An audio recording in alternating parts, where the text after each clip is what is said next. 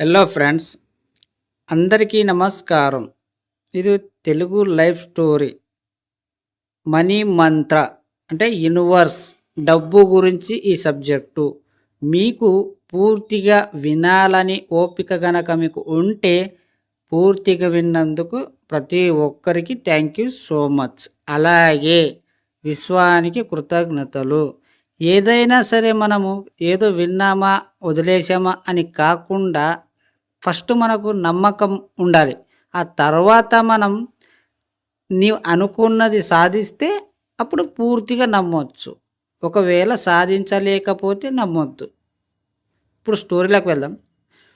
ఇప్పటి వరకు ఈ మైండ్ మంత్రాన్ని సరిగ్గా ఫాలో అయిన వారికి చాలా గొప్ప ఫలితాలు వచ్చాయి.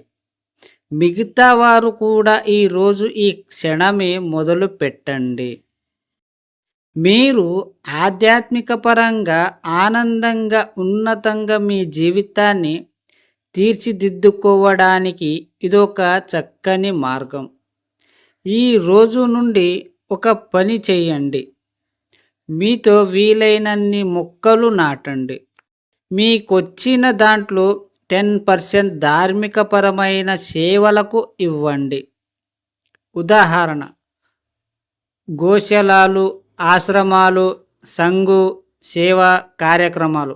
ఎందుకంటే ఈ ప్రకృతికి మీరు ఎంతిస్తారో మీకు అంతకంతు రెట్టింపు తిరిగి మీకు ఇవ్వడం దాని ధర్మం. ఉదాహరణ, జుకర్బర్గ్ కూతురు పుట్టిన సందర్భంలో ఆయన సంపాదించిన 1000 కోట్లు సమాజానికి ఇచ్చిన తర్వాత రోజు అంతకు రెట్టింపు తిరిగి వచ్చింది. ప్రకృతి ఏదైనా మీకు తిరిగి ఇవ్వడానికి చూస్తుంది. సపోజ్ ఒక్కసారి నేను అన్నీ మనకు అనుగుణంగా సహకరించాలన్నా కూడా ఎంతో గొప్పగా ఉండాలి. అర్థమైందా ఫ్రెండ్స్? త్వరలో మీ జీవితంలో గొప్ప మార్పుని చూస్తారు. ఇది సత్యం. కేవలం కలగంటూ కాకుండా మీరు నమ్మకంతో మీరు మెడిటేషన్ చేయండి. నేను ఇంత సింపుల్గా మీకు చెబుతున్నాను. మీరు ఎవరిని నమ్మకండి, మీ మీద మీరు నమ్మకం పెట్టుకోండి. యూనివర్స్ అంటే ఎక్కడ ఉంటారని కాదు, పరమాత్మ. ఇప్పుడు దేవునికి మనకి ఏదైనా ఒక పని జరగాలి అనుకున్నప్పుడు దేవుని అడుగుతాము కదా.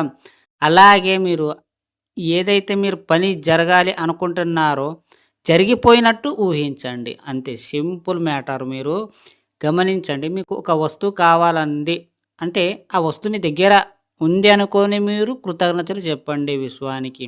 ఫర్ ఎగ్జాంపుల్, ఇప్పుడు నాకు 10,000 కావాలి.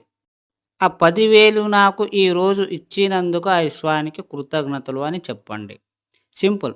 అది ఎలా వస్తుంది, ఎవరిస్తారు, ఎప్పుడొస్తుంది, ఇవన్నీ పిచ్చి పిచ్చి ఆలోచనలు క్వశ్చన్లు వేయకండి. నీకేం కావాలి, నీ అవసరం తీరాలి, అక్కడ పని జరగాలి. సో అంతే ఆలోచించండి. కేవలం మీ పనిని అయినట్టు మాత్రానే ఊహించండి. కొందరు ఉంటారు నెగటివ్ పీపుల్స్, ఏ పిచ్చోడైపోయిండు ఇలా నెగటివ్గా మాట్లాడుతూ ఉంటారు. కోర్స్ ఇప్పుడు ఎవరు మెంటాలిటీ వాళ్ళది ఉంటుంది. మీ లైఫ్లో కూడా మీరు నమ్మాలి అంటే అది ఈ సిచ్యువేషన్ మీకు జరిగినప్పుడే అవి అవుతూ ఉంటాయి. అంతవరకు ఎవరు నమ్మరు. అర్థమైందా ఫ్రెండ్స్? పూర్తిగా విన్న ఈ స్టోరీ ప్రతి ఒక్కరికి మనస్ఫూర్తిగా థ్యాంక్ యూ సో మచ్. అలాగే విశ్వానికి కృతజ్ఞతలు.